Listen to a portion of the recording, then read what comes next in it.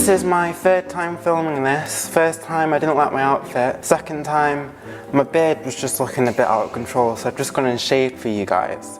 So that is like some serious commitment for about the 20 of you who's probably going to watch this video. Anyway, I'm going to show you how I made this strawberry and white chocolate loaded cake. I think that's the official name I'm going to give this cake. I entered this cake in a baking competition in my hometown and I got second place, so that's like pretty cool. A professional photographer actually took some pictures of my cake, so I'll put them on screen now. Like, I think they look pretty sick and I'm pretty happy with them. I'm just going to jump right into this video because my goal is to do a cake tutorial in under 8 minutes, so we'll see if we can do it.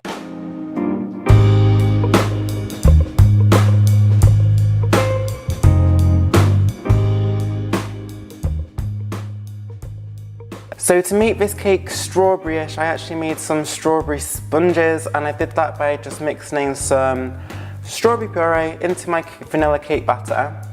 And I did 2 of them in a darker shade of pink than the other one.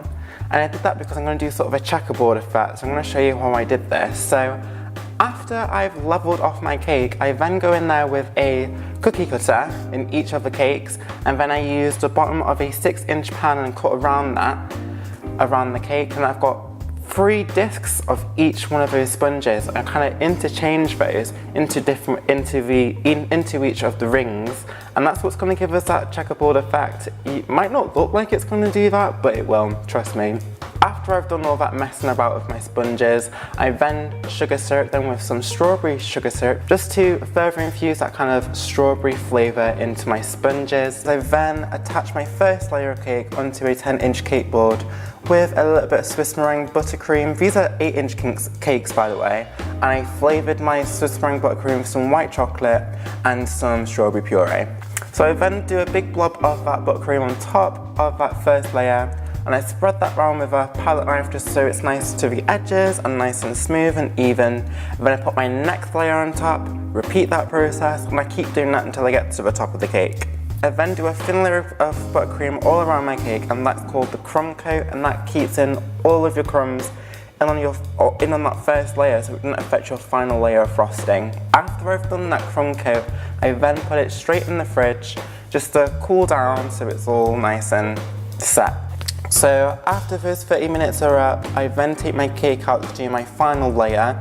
So I generously put on lots of buttercream on my cake with my palette knife, and then I smooth it out with a cake scraper. I finally have a cake scraper that's quite tall, so that would have been handy in my last video. But yeah, I've got this now and it's pretty good for doing what I need it to do. I then coloured some buttercream red and pink, and I kind of randomly put in that around the cake, and then I use my cake smoother to smooth that round to give that kind of watercolory effect. Now, using this cake comb, and I need to talk about all these cake combs actually, because I got a really good deal with Amazon. So along with this big cake scraper, I also got all of these cake combs, and some of them are double-sided. Yeah, I got all of these cake combs for just, I think it was like $5.50. So I'll leave the link in the description box below where I got all of these, because it's a really good deal. Like, I'm not sponsored, I just want you all to get a really good deal because this was pretty good. So anyway, going in with this, I'm dropping them all now. Going in with this cake comb, I'm gonna go around the cake, and that's gonna give our cake a really nice kind of texture, as you can see in the video. After I've done that, I then put some white buttercream in a piping bag with a star nozzle, and I'm kind of doing like a fancy sort of C around the top of the cake. And it's really hard for me to explain how I'm piping this, but it's kind of, and I've done a close-up of this, so hopefully it'll give you a really good idea. But it's kind of doing like a curl and then going around, so it's just like a curly C all around the cake, just to do a nice sort of border at the top. And then I'm going to do a border around the bottom, kind of like beads of buttercream. With a small round nozzle, you kind of apply a little bit of pressure and pull away, a little bit of pressure, pull away, a little bit of pressure, pull it away. And that's how I sort of achieve that beaded kind of border around my cake. Then I'm going to move on to doing my favourite part of decorating cakes, and that is actually decorating the cake. So to decorate this cake, I was actually very adventurous. I got some tempered white chocolate and I put that over a sheet of acetate, and then using this cake home, and I sort of spread that through, just put some lines through there, a snippet of some scissors, so I have 3 sheets effectively, and then using a sort of a gutter that you kind of have on top of your house. Obviously, I got this brand new. Curled that acetate sheet with white chocolate, and I sort of placed it in there so it kept its shape, and I put that in the fridge for about 5 minutes, and after those 5 minutes I peeled it off, and then I've got these really fancy curls. I'm really impressed with myself that I managed to do this. Like, I'm not a chocolatier to any extent whatsoever, so I was really impressed with myself. I had to give myself a pat on the back for that one. And then I've also got some white chocolate dipped strawberries. I also have some meringue kisses that kind of got like an ombre sort of pink effect going on there. I also have those strawberries and cream heart-shaped macaroons, and if you want to know how I make them, you can check out the link right here. I think I'm going to put it, I think it appears here, I think. So I want it to kind of come up in that sort of sachet up the cake. I put a strawberry heart, but I'm planning on doing that as sort of a marker for myself. So I put that in there, and then I go around with those strawberries dipped in white chocolate around the top of the cake on that border. And then I'm just making it a loaded cake. And how else do you do that other than just chucking everything on there?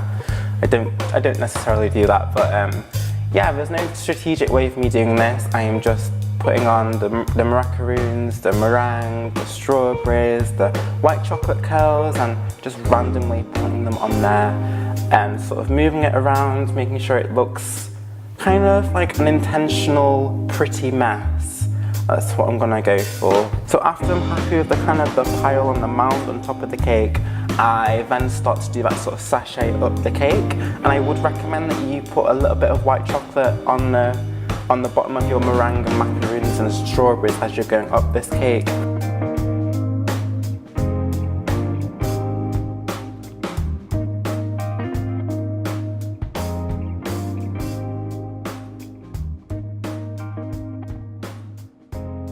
If you like this video, give it a thumbs up, and if you want to see more videos like this, then definitely hit the subscribe button. And until the next video, take care and bye.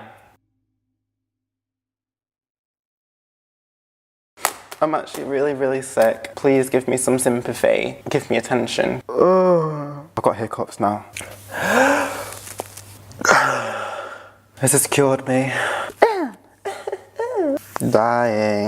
Dying, darling. Girl. Those lampshades are so ugly.